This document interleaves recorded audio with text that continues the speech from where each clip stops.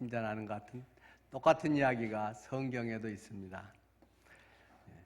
예수님의 부활의 현장에서 부활하신 예수님과 함께 걸어가면서 예수님 도대체 그분을 모른다고 모두가 아는 그 십자가 사건, 그 예수님을 왜 니만 모르냐고 예수님의 제자였던 글로바가 핀잔 주는 이야기가 누가복음 24장 13절부터 18절까지 기록되어 있습니다.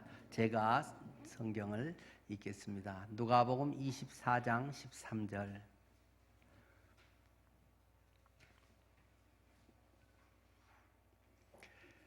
그날에 그들 중 둘이 예루살렘에서 25리 되는 엠마오라 하는 마을로 가면서 이 모든 된 일을 서로 이야기하더라.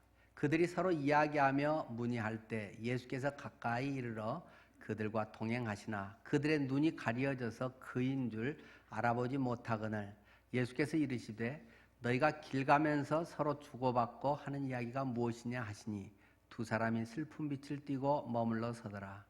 그 한 사람인 글로바라 하는 자가 대답하여 이르되 당신이 예루살렘에 체류하면서도 요즘 거기서 된 일을 혼자만 알지 못하느냐? 라는 내용입니다. 오늘 부활주일입니다. 우리가 부활에 대해서 너무나 자주 이야기하는지 모르겠습니다. 그러나 부활 많이 하기 때문에 오히려 부활을 더 잘 모를 수도 있겠다 하는 생각이 듭니다. 여러분은 부활을 어떻게 경험하고 계십니까? 부활에 대해서 어떻게 알고 있는가는 누구나 교회 좀 다닌 사람은 다 이야기할 수 있습니다. 그러나 그 부활이 바로 나의 사건이 되었는가? 내가 지금 그 부활을 경험하며 현재를 살아가고 있는가가 중요한 것이지 부활에 대한 사실을 아느냐가 중요한 것은 아닙니다. 당연히 그것을 알아야 되지만 그저 알고만 있는 사람은 아무런 능력이 안 되고 그냥 옛날의 모습 그대로 머물러 있을 수도 있다는 것입니다. 우리는 얼마 전에 이세돌과 알파고의 그 바둑 시합을 보았습니다. 제4국에서 이세돌이 한판 승리를 했습니다. 바로 신의 수 78수를 통해서 78번째 수에서 대반전을 일으켜서 그것을 잘 유지해서 한 판을 이겼습니다. 결국 1승 4패가 알파고 인공지능과 사람 최고수의 결과였습니다. 우리 사람이 만든 인공지능도 경우의 수가 무한대라고 하던 그 바둑에서 세계 최고의 기사 이세돌에게 이겼습니다.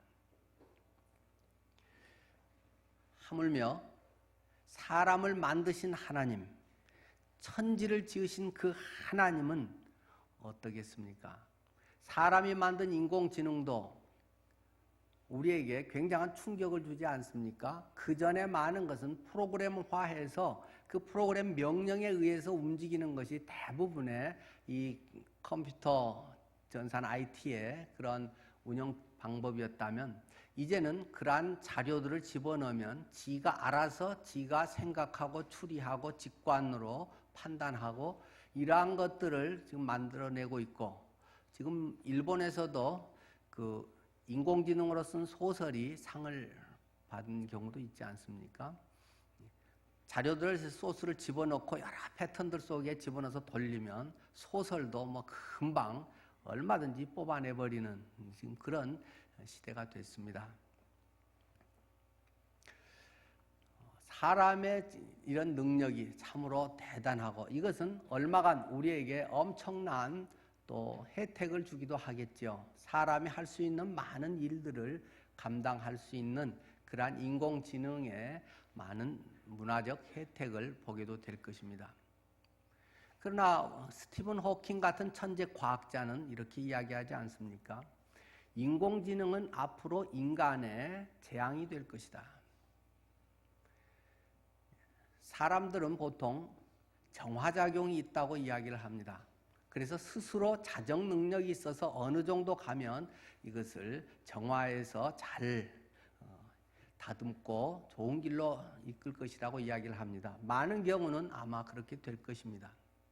그러나 만약에 그러한 인공지능적인 것이 김정은이나 IS나 이런 악한 존재들이 그런 것을 통해서 이 세상의 윤리나 모든 것을 뛰어넘어서 그런 것을 악용해서 제압하려고 하면 인구는 전혀 생각하지 못했던 인류의 재앙을 우리는 맞이할런지도 모릅니다. 성경은 우리에게 이렇게 이야기하고 있습니다. 하나님의 어리석은 것이 인간의 지혜로운 것보다도 더 낫다. 고린도전서 1장 25절 말씀이죠. 하나님의 어리석음이 사람보다 지혜롭고 하나님의 약하심이 사람보다 강하니라. 하나님의 바보 같은 일 같은 그런 것이 혹시 있다 할지라도 그것은 우리 사람이 최고로 영리하고 머리 쓰고 아주 인간이 고도로 창출해내는 그 어떤 것보다 지혜로운 것이다. 하나님이 가장 무기력하고 나약해 보이는 그것이 사람이 가장 강한 모습으로 서 있는 가장 강력하게 발전해가는 것보다 더 능력 있는 것이다. 우리는 이 알파고와의 바둑 경기를 통해서 이 정석이라고 하는 지금까지의 수천 년간의 전통, 그러한 어떤 포석 이런 것들이 때로는 그렇지 않을 수도 있다라는 것에 대한 많은 각성을 하게 됩니다.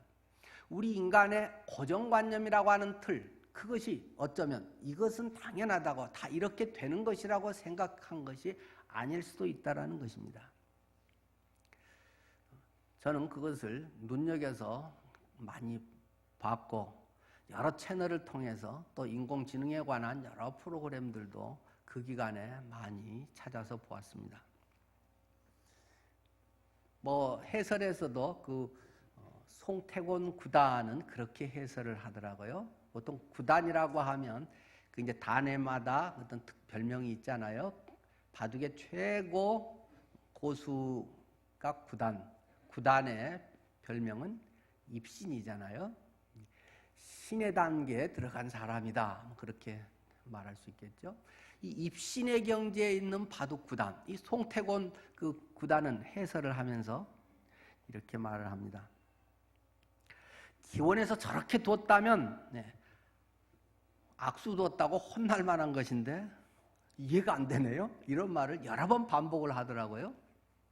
알파고가 두는 것은 이 순간에 왜 저기다가 딱 둬야 되는데 엉뚱하게 저렇게 두지? 하고 저거는 컴퓨터 오류다, 악수다 라고 생각했는데 나중에 다 끝나고 판을 다시금 복귀하면서 정리해 봤더니 그게 지금까지 인간은 한 번도 두지 않았던 그런 방식의 수였고 그것이 오히려 승리의 그러한 중요한 기점이 되더라는 것입니다. 물론 아직 알파고나 이런 인공지능은 이제 발전해가는 과정에 있어서 미숙한 것이 있고 그것에서 아직 실수들이 또 종종 나왔지 않습니까? 실수라고 생각하는 것이 묘수일지도 모른다. 그래서 지금 기원에서 다시금 그러한 것들을 다시 우리가 검토를 해보자. 아마 한국 기원에서 지금 많이 하고 있는 것 같습니다. 사람이 때로 이건 실패다. 이건 안 된다.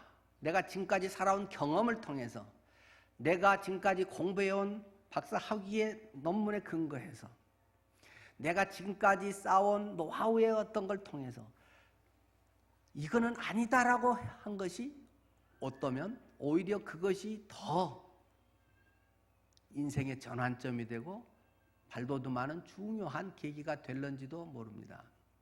사람은 안 된다고 하고 내 생각에는 이해 안 되는 송태곤 구단도 이해가 안 되는 저건 이해가 안 되는데요? 왜 저렇게 했죠? 실수 같아요?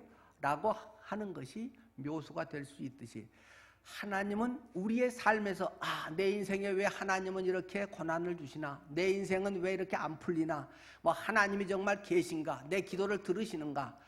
들으신다면 이럴 수가 있는가? 그런 생각이 순간순간 우리에게 닥쳐오지만 그 시간들이 지나고 길게 우리의 인생을 볼 때, 하나님은 대단하시다.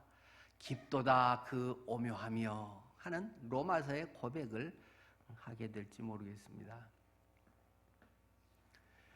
사람의 똑똑하다고 하는 거, 내가 뭘 열심히 하고 많이 하고 머리 좋고 한다고 하는 게 한 방에 훅 가는 수가 있다. 성경은 수없이 우리에게 말해주고 있습니다. 여러분들이 요즘 열심히 보고 있는 생명의 삶, 이 3호로 80쪽에 보면 에덴과 에녹이라고 하는 이런 글이 실려 있습니다. 거기에서 에덴에서 멀어진, 죄를 짓고 에덴 동산에서 쫓겨나서 에덴에서 멀어진 인간의 거주지는 자기 힘으로 쌓아 올린 에녹 성이었다. 이렇게 말하고 있습니다. 제가 창세기 4장 16절 17절을 읽어드리겠습니다. 가인이 여호와 앞을 떠나서 에덴 동쪽 놋 땅에 거주하더니 아내와 동침함에 그가 임신하여 에녹을 낳은지라. 가인이 성을 쌓고 그의 아들의 이름으로 성을 이름하여 에녹이라 하니라. 성경에 대표적인 에녹이 둘이 나오지요. 하나는 좋은 계통에서 300년을 하나님과 동행하다가 승천해서 죽음을 보지 않고 간 에녹이라고 하는 좋은 계보의 에녹이 있고, 여기 가인의 아들로서 동생 아벨을 때려 죽이고 피해서 간 가인이 낳은 아들 에녹이 있다는 것입니다. 그가 이런 죄 가운데서 떨어져 나가서 그가 한 일이 성을 쌓는 일이었다. 그리고 그 성 이름을 아들 이름을 붙여서 에녹 성이라 했다는 것이 방금 읽은 이 본문 창세기의 4장 16, 17절의 내용입니다. 하나님같이 되고자 하는 욕망, 그것은 끝없이 강해지고자 하는 그런 갈망이라는 것입니다. 에녹성을 자기 힘으로 쌓고 뭔가 내가 뭘 하고 하는 것에 자기 중심주의뿐만 아니라 뭔가 끝없이 강해지고자 하는 욕망을 인간은 갖고 있다는 것입니다. 제가 사우나 가서 가끔 만나는 분들이 있습니다. 온몸에 문신하는 사람들이 제가 사우나 갈 때는 종종 그 목욕탕에 와서 마주칩니다. 온몸에 막 용을 등짝에든 가슴에든 그려놓은 애들도 있고, 이 떡대가 좋은 애들이 호랑이 그린 애들도 있고, 팔, 다리, 앞에 등 다 그런 애들을 종종 봅니다. 그걸 왜 그리겠습니까? 그런데 돈도 되게 많이 들고 또 어쩌면 돈 되게 아프기도 하고 그런다는데, 뭔가 사람들에게 기선을 제압하고 뭔가 겁주는 그런 효과가 있다고도 하더라고요. 뭔가 강해 보이고 사람들 앞에 나 조폭이야, 나 건들면 누구들 다 죽어, 이런 식의 상당히 위협적인 그런 것을 많이 하는 걸 봅니다. 뭔가 강해 보이려고 하는 거, 있어 보이려고 하는 거, 뭔가 실력이 있어 보이려고 자꾸 사람들에게 하고, 뭔가 강해 보이고 뭔가가 돼서 보이려고 하는 그런 본성들이 죄된 인간의 욕망 속에 내재되어 있다는 것을 말해주고 있습니다. 또 사람들은 어떤 충분한 안전한 거리감을 둬야 편안해진다고 합니다. 일정하게 거리를 두려는 마음들이 늘 있는 것입니다. 심리학자들이 이야기하기에는 다른 사람이 30cm 이내로 접근하면 사람들은 상당히 부담스러워한다. 심리적으로 한 30cm 정도 이상은 떨어져야 그래도 부담을 덜 한다는 것입니다. 누가 만나서 이야기하는데, 커피숍에 갔는데 그 사람이 팔짱을 끼고 얼굴을 이렇게 내고 이렇게 얼굴을 들이대면서 하면 얼마나 부담스럽겠습니까? 뒤로 이렇게 물러나게 되는 거죠. 근데 친한 사람들은 어떤가요? 친한 사람들은 머리를 같이 대기도 하고, 사랑하는 사람들은 신체 접촉을 하고, 가까워질수록 더 살갑고 좋아지는 것인데, 보통 그렇지 않은 사랑하지 않은 그냥 보통 사무적인 일반적 관계는 적어도 30cm 이상은 떨어져 주어야 마음의 부담감이 적다는 것입니다. 사람들은 어느 정도 늘 경계를 두고 거리감을 두고 살고자 합니다. 여러분이 신앙생활 하면서는 어떻습니까? 나는 신앙생활 요 정도 선에서 할 거야. 주일 예배 정도만 갈 거야. 조금 더 하면 오후 목양까지 정도만 할 거야. 나보고 수요일날 통독 오자고 하지 말어. 토요 기도에 오라고 하지 말어. 나보고 뭐 회장하라고 하지 말어. 운영위원 나보고 하라고 하지 말어. 어느 정도 이렇게 딱 선을 그어놓고 그래야 편한 것입니다. 뭐 맡으면 신경 쓰이고 자꾸 귀찮고 부담스럽거든요. 사람들은 나름대로의 그런 딱 경계선을 지어놓고 사람들은 그 안에서 안주하고 싶은 것이 본성이라고 하는 것입니다. 그래서 사람들의 그 이러한 산물은 성 쌓기와 담 쌓기라는 것입니다. 에녹 성을 지어놓고 아무도 이 이상 넘어오지 마, 침범하지 마. 그 속에서 왕노릇하면서 내 하고 싶은 대로 멋대로 하고 싶은 것입니다. 문 잠궈놓고 그 속에서 마음대로 편하게 눈치 안 보고 내가 하고 싶은 일, 때로는 그것이 욕망을 해소하는 일, 죄 짓는 일까지도 안 들키고 하고 싶기 때문에 성 쌓고 철문 닫아놓고 거기에다가 열쇠, 또 보조 열쇠, 키 열쇠, 2중, 3중을 해놓고 사람들은 살려고 하는 모습을 갖고 있다는 것입니다. 담을 쌓고 넘어오지 못하도록 니하고 나하고 한계는 이 담 밖이야 라는 것에 자꾸 거리를 둔다는 것입니다. 그래서 그 영역이 넓어질수록 집이 커질수록 그 담이 높아질수록 사람들은 다른 사람과의 관계성보다는 자기의 업적, 자기 중심적인 삶을 살려고 하는 성향으로 간다는 것입니다. 물론 여기는 성격도 좀 관계는 있겠죠.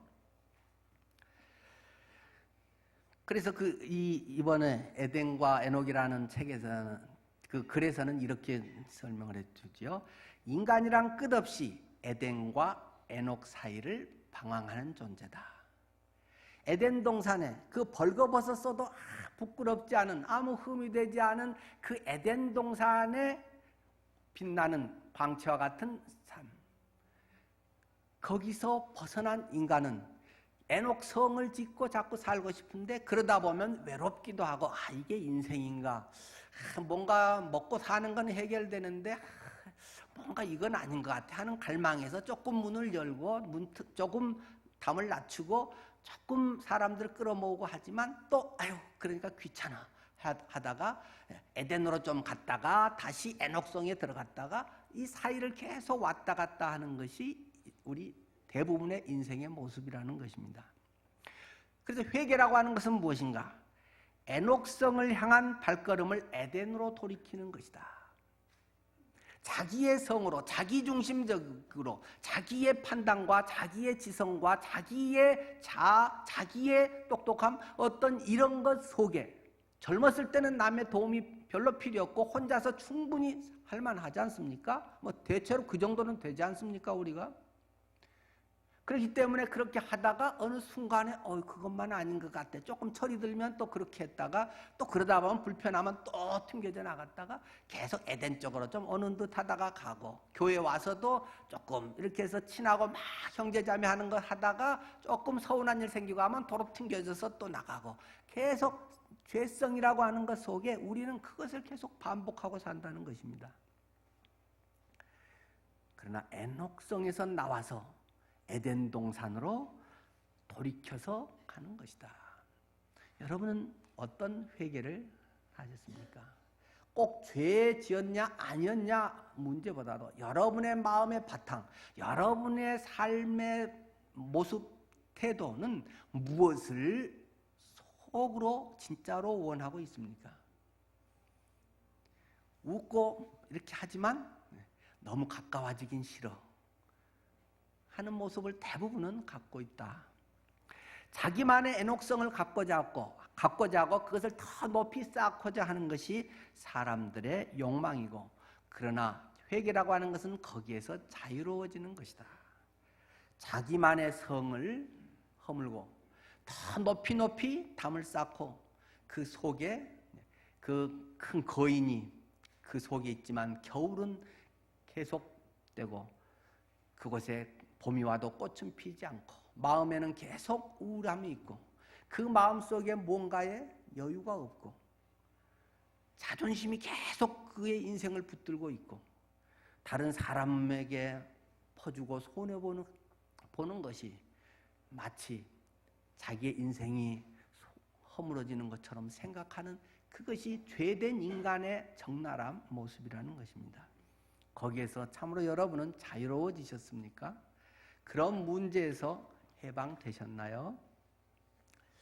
이 세도를 아마 뛰어난 인간의 모습이라고 한다면 알파고는 아마 골리앗 같은 세상이라고 비유할 수도 있겠지요. 우리 인간의 힘으로 웬만해서는 이겨내기 어려운 참 골리앗같이 떡 버티고 있는 나의 현실에 어떤 걸림돌이 되고 있는 그러한 대상, 존재, 환경, 건강 뭐 이러한 여러 여건들이 될 수도 있겠죠. 그런데 신의 한 수가 있다. 오늘 설교 제목이 신의 한 수입니다. 제4국의 78수처럼 신의 한 수가 있다. 성경은 진정한 신의 한 수가 있다. 그것이 무엇인가? 성경이 우리에게 제시하고 있는 확실한 신의 한 수는 부활이다. 성경의 모든 것의 초점 속에서 확실하게 하나님이 역전시키는 그 모든 판을 뒤집을 수 있는 신의 한 수가 있는데 성경에서는 그것이 부활이다. 그것을 확실하게 말하고 있는 것입니다. 우리가 부활이 믿어지고 부활이 현실화되는 만약에 이것이 내 신앙 속에 되지 않는다면 그것은 절반의 은혜를 누리지 못하고 사는 것이 아니라 그것은 복음의 전부를 누리고 살지 못하는 것입니다. 부활은 성경의 어떠한 부분의 어떤 중요한 한 부분이 아니라 부활이 믿어지지 않는다면 부활이 실제화되지 않는다면 전혀 신앙이 없는 것입니다. 구원이 없는 것입니다. 하나님의 자녀가 아닌 것입니다. 성경에 말하는 구원의 은혜 복음을 전혀 누리지 못하는 것입니다. 그건 0%지 50%가 아닙니다. 십자가는 믿어지는데 부활은 안 믿어진다. 그건 아무것도 안 믿는 것을 착각하고 있는 것입니다. 신의 한 수는 부활입니다. 성경을 확인해 보십시다. 고린도전서 5장 17절은 분명하게 이렇게 우리에게 선언하고 있습니다. 고린도전서 5장 17절 그리스도께서 다시 살아나신 일이 없으면 너희의 믿음도 헛되고 너희가 여전히 죄 가운데 있을 것이요. 다시 살아나신 부활이 없으면 너희는 여전히 죄 가운데 있다. 구원 못 받았다. 죄인이다. 분명하게 성경은 우리에게 말하고 있는 것입니다. 십자가는 믿고 부활은 안 믿는다. 이런 건 있을 수가 없습니다. 동전의 양면과 같은 것이기 때문에 동전의 한 면에 100원짜리 이순신 장군은 있는데 뒤에 100원이라고 써진 건 없다. 그건 위조 지폐지, 위조 동전이지, 그거는 50원이 아니라 빵원이고 사기입니다. 잡혀가는 것입니다. 여러분의 신앙을 진작에 점검해야 됩니다. 십자가는 믿어서 예수님이 내 죄 위해서 죽었다. 예수님이 죽으셔서 내 죄를 다 용서했다. 그래서 죄가 다 해결됐다. 그것만. 근데 부활은 잘 모르겠다. 부활은 안 믿어진다. 이거는 전혀 안 믿는 것입니다. 그거는 빵점이지 50점이 결코 아닙니다. 많은 사람들은 그것을 착각합니다. 부활의 신앙까지 단계는 아직 아니지만 그래도 내가 하나님의 자녀고 구원받았다. 그렇지 않다는 것입니다. 부활이 없으면, 그리스도께서 다시 살아나신 일이 없으면 너희의 믿음도 헛되고 너희가 여전히 죄 가운데 있을 것이요. 이게 어디에 나온 구절이라고요? 부활장이라고 하는 고린도전서 15장에 있는 내용입니다. 그러니까 십자가는 믿어졌는데 안 믿어지는 이런 이원론적인 경우는 있을 수가 없는 것입니다. 그걸 확인하는 방법이 부활이 안 믿어졌다. 다 못 믿는다. 믿은 척하고 이해는 되고 아는 척 해온 것이지 그냥 지식으로, 종교 지식으로, 성경 지식으로 있는 거지 그건 생명이 없는 것입니다. 안 믿는 것입니다. 불신자인 것입니다.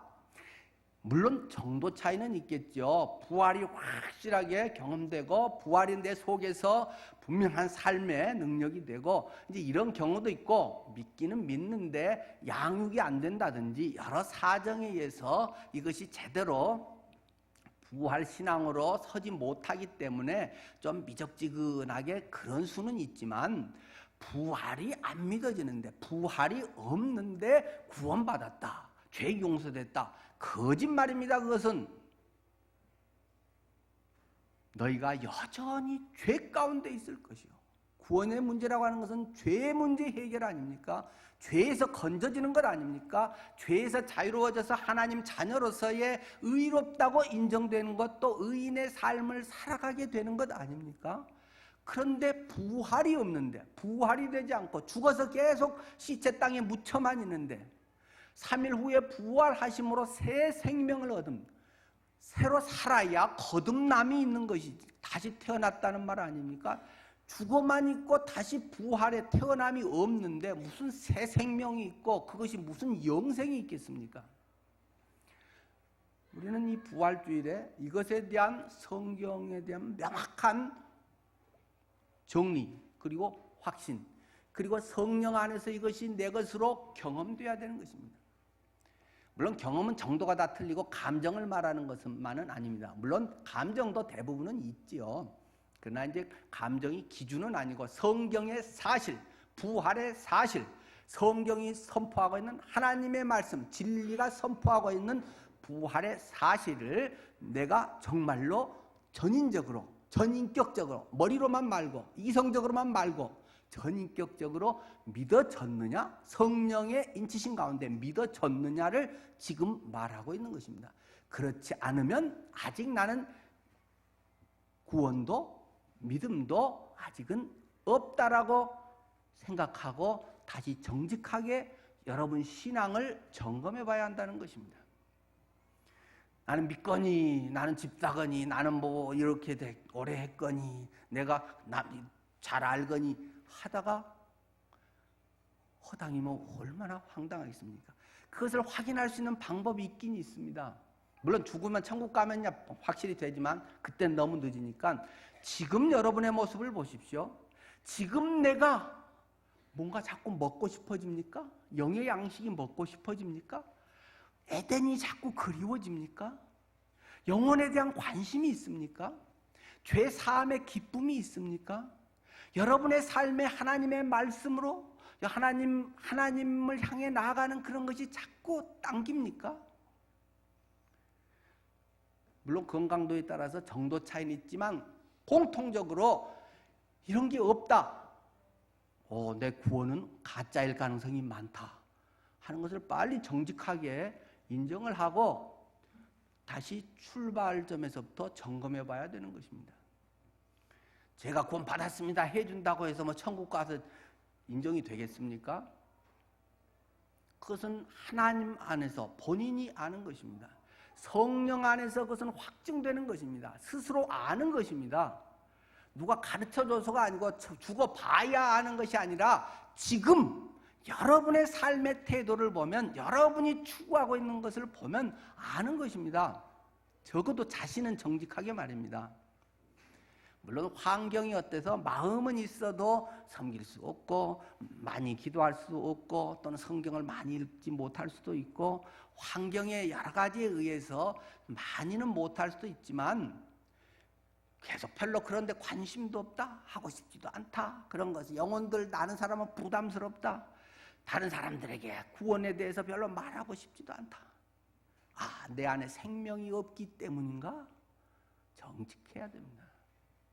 대부분 구원 못 받았기 때문에 그런 거잖아요. 정직하게 못 받은 거잖아요. 한 가지 예외가 있다면 중병에 걸렸기 때문입니다. 구원 받았더라도 너무 오래 그런 생활이 식물인간 상태가 오래 되다 보니까 헷갈려 있는 경우가 중병에 걸려서 영적 침체가 장기화되어 있기 때문에 헷갈리는 경우가 하나 있고, 그러나 좀 더 정직하게는 대부분 못 받았기 때문에 그런 건지도 모르고 감정적으로 뭐 부흥회나 이런 데서 막 좋고 눈물 흘리고 한때는 막 있었지만 좀 지나고 나면 또 사그라져 버리고, 그거는 그냥 종교적인 부흥회 어떤 이렇게 잠깐 북돋은 거고, 그런 것은 좋은 공연만 봐도 비슷한 것도 있을 수 있고, 그런 것은 얼마든지 있을 수 있습니다. 그러나 내 영혼 깊은 곳에서 참 평안이 있고 이거였구나, 맞아, 내가 많이 놓쳤지만 이거였구나 하는 것을 적어도 본인은 알지 않습니까? 요한복음 2장 22절처럼 죽은 자 가운데서 살아나신 후에야 제자들이 이 말씀하신 것을 기억하고 성경과 예수께서 하신 말씀을 믿었더라. 예수님의 부활, 살아나신 것을 목도하고 만난 후에야 말씀하신 것을 기억하고 그것을 믿었다는 것입니다. 주님의 부활이 이 구원의 핵심이고 신의 한 수입니다. 이게 안 되면 아무것도 안 되고 다 그냥 종교 신용만, 기독교라는 뭐 이력서에 쓰고 남에게 말할 때 교회 다녀요, 뭐 나는 예수님 믿어요, 그냥 그렇게 하고 있을 뿐이지 그 안에 생명의 변화가 없습니다. 환경이 조금만 되면 엎치락뒤치락하고 그것에 의해서 늘 좌우되게 돼 있습니다. 물론 사람은 약한 면이 있기 때문에 환경에 의해서 얼마간은 좌우되죠. 그러나 곧 내 안에 소망이 있습니다. 우리 안에 산 소망을 하나님께서 주셨기 때문에 깔아앉다가도 아차, 내가 뭐하고 있지? 내가 하나님 자녀인데? 하면서 산 소망이 나를 불러일으킵니다. 기간이 조금 길 수도 있고 정도 차이는 있지만 회복될 수 있게 주님은 우리 안에 산 생명을 주셔서 주님이 일으키십니다. 우리가 아직 죄인 되었을 때 우리를 위해서 십자가에서 죽으시고 해결하신 그분이, 우리가 연약하고 무기력할 그때도 주님이 우리 속에서 산 소망으로 일으키십니다. 누가 우리를 그리스도의 손에서 빼앗아갈 수 있는가? 끊을 수 있는가? 사망이나 생명이나 적신이나 위험이나 칼이나 뭐 어떤 것이라 할지라도 우리를 하나님에게서 끊어낼 수 없다라고 로마서 8장은 우리에게 이야기하고 있지 않습니까? 내가 믿음이 좋아서 잘 붙들어서가 아니라 하나님의 은혜가 너무나도 크기 때문에 떨어져 나갈 수 없다라는 것입니다.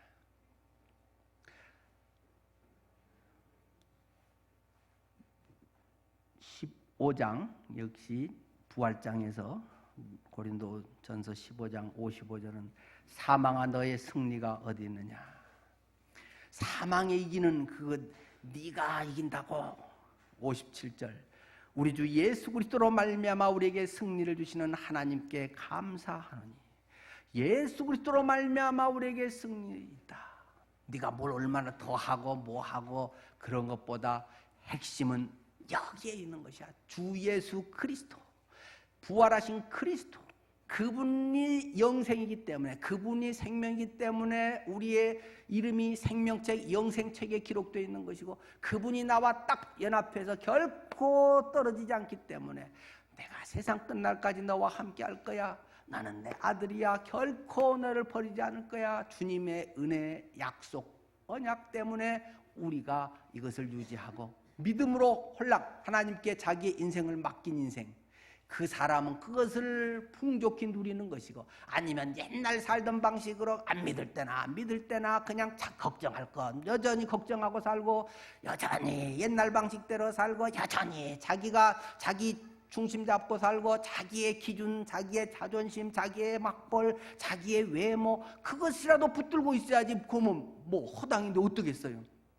안에 창기 없는데, 안에 생명이 없는데, 그거라도 해서 남의 인정이라도 받고 자신이 뭐 된 걸로 하고 착각이라도 하고 살아야지 어떻겠어요 그거를. 그러나 그건 전부 허당이다. 성경은 네 안에 예수의 생명이 있는가? 정직해라. 오늘 이 부활주일에 여러분에게 이 부활이, 맞아 목사님, 어쩌면 내 그 마음하고 목사님 마음 똑같아요, 이런 분이 분명히 많이 있을 것입니다. 어떤 분은 똑같은 소리 뭐 저리 맨날 하냐, 아이고 뭐 어쩐다고 하고 하는 분도 분명히 있을 것입니다. 저는 도전하고 싶습니다. 적어도 부활절에라도 이때라도 고민해 보십시오. 만약에 여러분 속에 그러한 영생에 주님의 뭔가의 그 성령에 의해서 된 것이 없다면 말입니다. 괜히 교회다가 헌금 바치고 괜히 와서 시간하고 다 아무 그거 꽝입니다. 그거 뭔가 분명한 이런 믿음이 있고 헌금을 해도 의미가 있는 것이고 다른 뭘 해도 의미가 있는 것이죠. 다만 또 정직하게 그렇게 하려고 하는 과정 속에서 하나님이 불쌍히 여겨서 해 주실 수는 있지만 뭔가를 많이 한 자체가 구원하게 하는 것은 결코 아니라는 것입니다. 오직 은혜로 믿음이 되는 것이다. 우리 행위에서 나온 것이 아니다. 주님은 강조하고 있습니다. 여러분에게 이 신의 한 수, 부활이 여러분 속에 확실하게 놀라운 역사로 나타나기를 바랍니다. 그리고 성경이 우리에게 말하고 있는 궁극적인 신의 한 수는 사실 재림입니다. 예수님이 다시 오신다. 그렇기 때문에 우리 인간 세계에 인간이 만들어낸 바벨탑 점점 더 높아져서 바벨탑 쌓고자 하는 어떤 그런 것 속에 이 인류 역사를 완전히 다시 판가리를 해버리는 그런 사건이 있다. 그것은 재림이다. 부활과 재림은 별개가 아닙니다. 부활은 분명한 재림으로 딱 연결되어 있는 것이고 단지 시기적으로 내가 살아있을 때 주님이 오신다면 살아서 주님의 재림을 볼 것이고 주님이 조금 늦어서 내가 죽은 다음에 주님이 오신다면 나는 죽는 그 순간에 주님을 만나는 나의 개인적인 재림은 앞당겨질 것이고 이러한 차이가 있을 정도지 신의 한 수는 재림입니다. 여러분은 재림을 소망하며 살아가고 있습니까? 여러분의 인생을 결산할 수 있는 그 재림, 그 앞에 여러분은 당당하게 설 수 있습니까? 그리스도의 보혈의 은혜입니다. 부활의 능력입니다. 이것을 고백할 수 있는 사람은 참으로 행복한 사람입니다. 그럴 수 없다면 괜히 교회 와서 시간 낭비, 돈 낭비하고 있는 것입니다. 명심하시기를 기억하십시오. 명심하시기를 바랍니다. 기도하겠습니다. 하나님은 모든 사람이 구원을 받으며 진리를